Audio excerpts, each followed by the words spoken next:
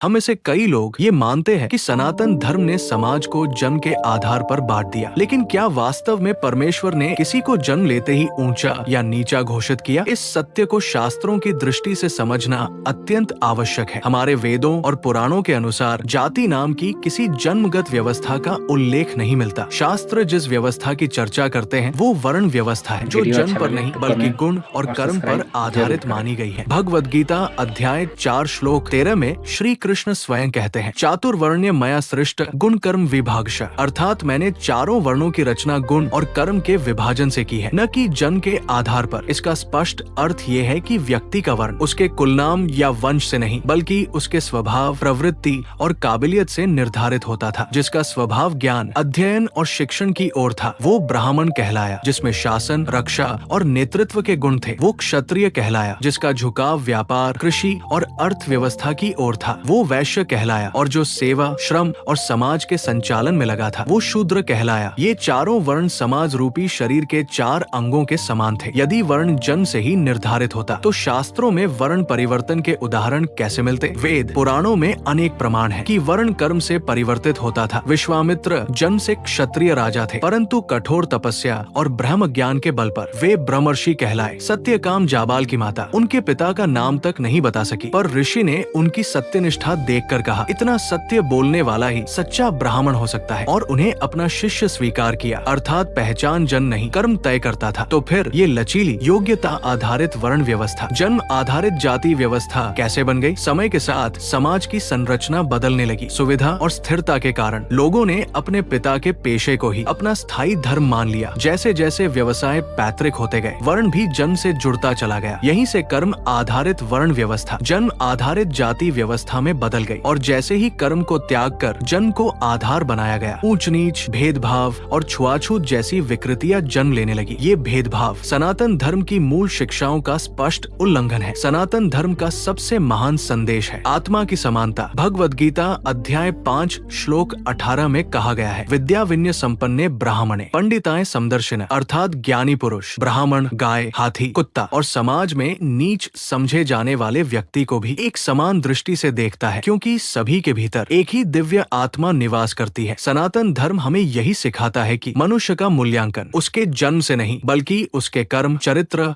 और ज्ञान से होना चाहिए।